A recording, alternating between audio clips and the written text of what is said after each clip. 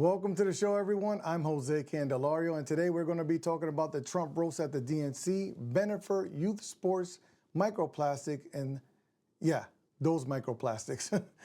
The political event that had everyone on the edge of their seats, the Democratic National Convention, where former President Barack Obama delivered a speech that was equal parts rallying cry, roast session, and a master class in shade. And let me tell you, when Obama throws shade, it's like watching a solar eclipse. Rare, majestic, and is going to leave a mark. Now, the main focus of the night was Kamala Harris, the vice president who's making history by just being on the ticket. Barack and Michelle came out swinging, calling the nation to embrace Harris with the kind of urgency usually reserved for last-minute Amazon Prime orders. They were hopeful, they were ominous, and at times you can almost hear the entire nation collectively leaning closer to their TV screens. But let's talk about the moment that really set the internet ablaze. Obama, in all his smooth, calm, but deadly accurate delivery, hit a nerve when he started talking about, wait for it, Donald Trump. He posed a question that's been haunting the country like a bad horror movie sequel. Who will fight for me? Who's thinking about my future, about my children's future? And then, with the kind of position that will make a surgeon jealous, Obama answered the question with a simple observation. Quote, "One thing is for certain, Donald Trump is not losing any sleep over that question," unquote. And boom, there it is, folks. The former president just delivered a knockout punch, with the kind of finesse that only comes with years of playing political chess. He continued talking about this Trump as a 78-year-old billionaire who has not stopped whining about his problems since he rolled down his golden escalator 9 years ago. Oof, you can almost hear the echoes of that escalator ride, can't you? It wasn't that long ago. But Obama wasn't done, oh no. He kept the hits coming. He pointed out Trump's constant stream of gripes and grievances and then hit the audience with a classic Obama zinger. It's actually been getting worse, he says, now that he's afraid of losing to Kamala. And just like that, he brought the house down. Now, the cherry on top of this roast was Obama calling out Trump's childish nicknames, crazy conspiracy theories, and wait for it, his weird obsession with crowd sizes. And here's where Obama pulled out the real comedy gold. He made a gesture with his hands, looked down at them, and let that one-liner hang in the air just long enough for the laughs to roll in. Because when Obama makes a joke about crowd sizes, it's not just how he delivers it, he performs it. And it's like watching it was like watching a stand-up comedian in the Oval Office.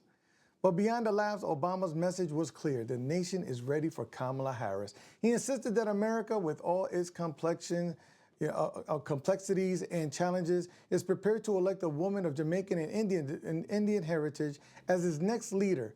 And coming from Barack, the black president, is just not an endorsement, it's the passing of the torch.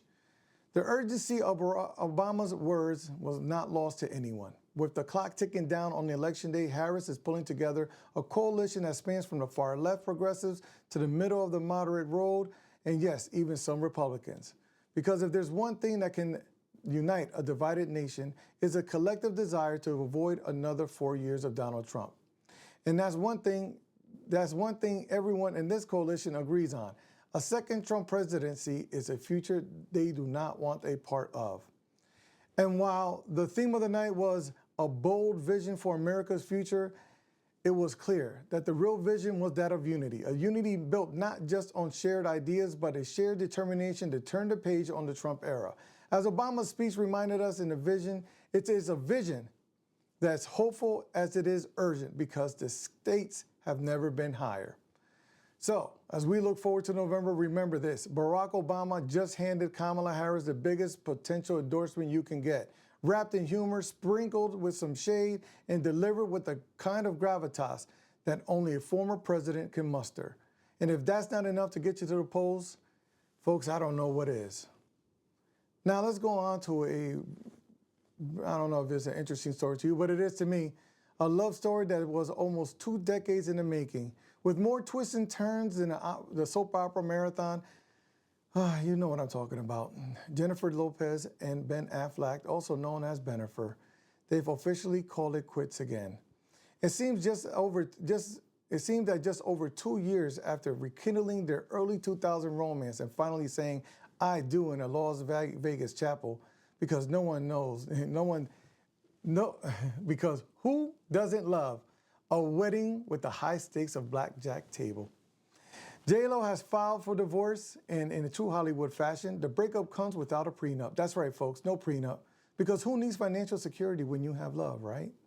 For those keeping score at home, this marks J-Lo's fourth marriage, Ben's second, and if this relationship were a baseball game, we'd be in extra innings right now. They first got engaged in 2002, but just after 2 years later, the romance fizzled out faster than Ben's performance in Giggly. Fast forward 17 years and a couple of high-profile marriages, some kids, a breakup with a Yankee, and suddenly Bennifer is back in action, proving that love, like fashion, is always better the second time around, or at least we thought. The tabloids started buzzing, and in May, when the couple was spotted apart more often than together, it led to rumors that Ben had moved out. It led to rumors that Ben had moved out of the house. And nothing says like you're in love when you put your multi-million-dollar mansion on the market. Now, let's be honest, Bennifer 2.0 was the ultimate throwback for all of us with nostalgia for the early 2000s, but it was a time when low-rise jeans were cool, flip phones were the cutting edge, and reality TV hasn't taken over the world. But alas, even the best comebacks don't always stick the landing. So, here we are. The Bennifer officially over, and J-Lo potentially adding another ring to her collection. Only this time it's going to be from a divorce lawyer.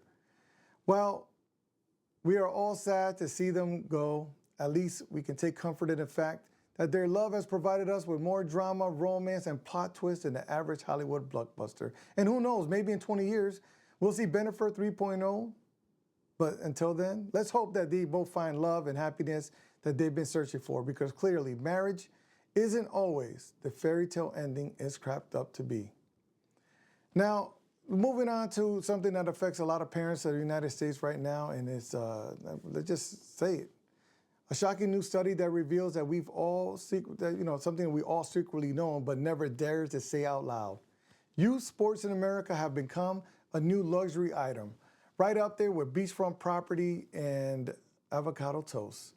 That's right. Over the past 16 years, we've seen a significant increase in kids playing organized sports. Unless, of course, you're a parent who didn't go to college. In that case, it seems you're more likely to be in a non-sporting class, also known as those who can afford $883 a year for Timmy soccer cleats and post-game organic snacks. The study shows that back in the 50s, sports were a great equalizer. Kids from all backgrounds could jump, run, and throw without worrying about their parents having a degree in advanced bragging rights. But now, if your mom and dad have diplomas on that wall, you're 24% more likely to be out there scoring goals, shooting hoops, and let's be honest, trying to land a college scholarship that would save your parents from the horror of having to sell their second Tesla. And let's talk about these club sports, because what used to be a fun after-school activity has now morphed into a multi-billion-dollar industry. Gone are the days when you joined a team and just for fun, and God forbid you made friends. Now, if you're not perfecting that backhand by age 10, you might as well pack it up and take up something less intense, like, I don't know, competitive spelling maybe?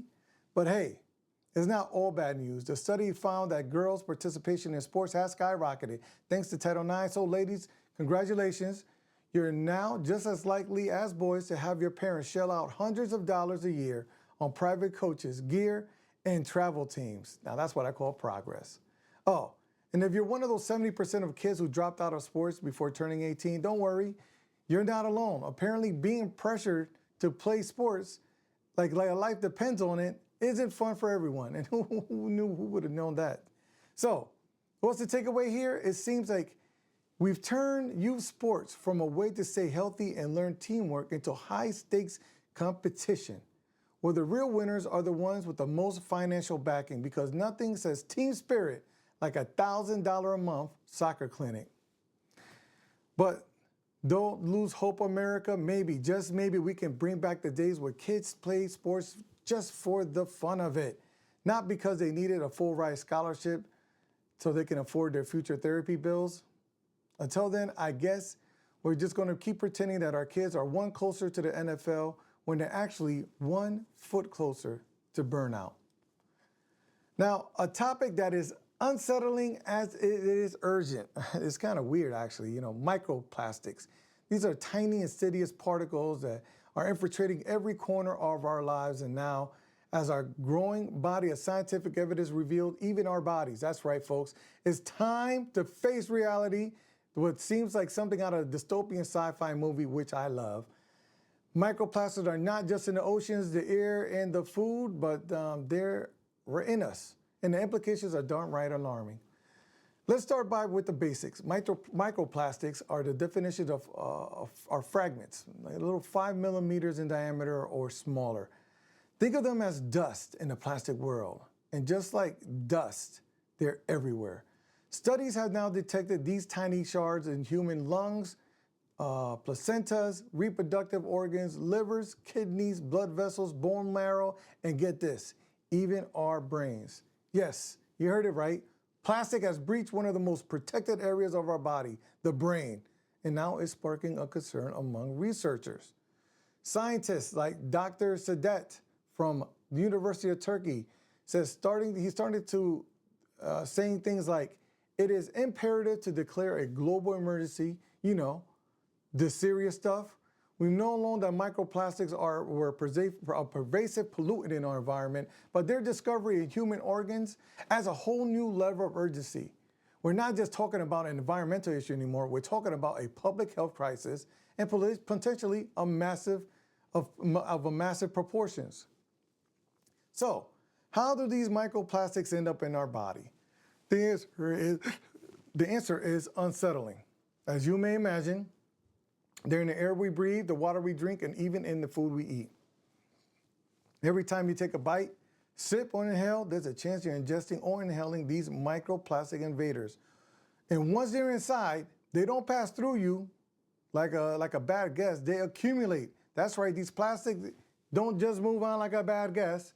They set up camp in our organs, leading researchers to question what are the long-term effects that it's going to have on humans. Now, I'm not going to sugarcoat it. These effects could be serious.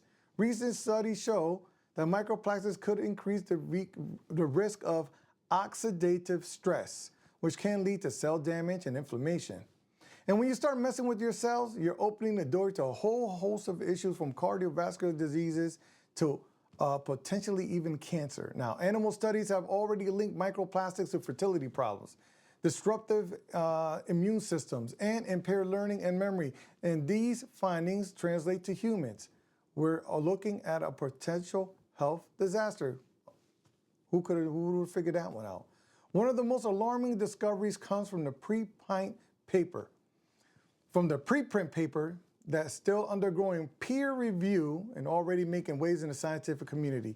Researchers were examining the brain autopsies of bodies and found that all 91 samples contain microplastics, with brains harboring 10 to 20 times more plastic than any other organ. According to the study's lead, Matthew Campen of the University of Mexico, this was shocking, even to researchers involved. Imagine discovering your brain is home to a material that should never have been there in the first place. Quote, there's more plastic in our brains than I ever could imagine or been comfortable with. Unquote, Campen said. And if that's not alarming enough, consider this. Concentration of microplastics in the brain samples from 2024 are about 50% higher than in samples for 2016. That suggests that not only microplastics accumulating in our brain, but they're doing it at a 50% increase in less than 12 years. And it doesn't stop there. These microplastics have been found in critical areas of our body. Take bone marrow, for instance. The Journal of Hazardous Materials recently published a study that found microplastics in all 16 bone marrow samples that they examined. And things are getting even worse, potential link between microplastics and neurodegenerative diseases like Alzheimer's. In the preprint brain study, researchers found that brains with people who died from dementia, including Alzheimer's, had up to 10 times more plastic by weight than healthy brains. Now, you may be wondering, what can we do about all this? Well, unfortunately, not nearly enough. In the United States, there are currently no government standards for plastic particles in our food or water. The Environmental Protection Agency is working, but still far from having a comprehensive plan in place. Meanwhile, the Food and Drug Administration maintains that there's no current scientific evidence that demonstrates that levels of microplastics or nanoplastics detected in foods pose a risk to human health. But given the mounting evidence, that stance is about to become harder to defend. Now, globally, the situation is just as dire. The United Nations Environmental Assembly agreed 2 years ago to begin working towards a global treaty to end plastic pollutions, but progress has been slow. Reports suggest that Biden administration has signaled support for the measure to reduce global production of plastics, but which researchers say is critical, but as we wait for the measures to take effect, plastic problems continues to grow, both in the environments and in our bodies. So, what can we do in the meantime? Well, researchers says reduce your exposure. That means avoiding the use of plastics in food preparation, especially microwaving, opting for tap water versus bottled water, trying to reduce dust accumulation in your home since often contaminated with microplastics, and some even experts advise eating less meat, particularly processed products, which are often packaged in plastics. Let's be clear, individual actions, while important, are not going to be enough. Of course not. We need a global coordinated effort to tackle plastic pollution at its source, and that means not just cleaning up the mess we've already made, but stopping more plastic from being produced in the first place. Because if there's one thing research makes clear, is that plastic pollution is no longer just an environmental issue, it's a human health crisis that demands our immediate attention. Now, the discovery of microplastics in our brains, organs, and tissues is a wake-up call. It's a sign that plastic problem has reached a critical point. One, where the healthcare of the future generation is at risk. As we continue to unravel the effects of the tiny particles, one thing is for certain. The time for action is now. Now, we can no longer afford to ignore that plastic is not just around us, but in us. And we need to take a stand for not for us, but for generations to come. And that's it for tonight. I'm Jose Candelario. Thank you very much for your time. If you like the show, please hit the like button and please subscribe, and also leave a comment on what you think about the topics for tonight. I have to go real quick and get a drink of water because I am about to cough my head off. Until next time, please tell a friend to tell a friend that the Jose Candelario Show is on YouTube.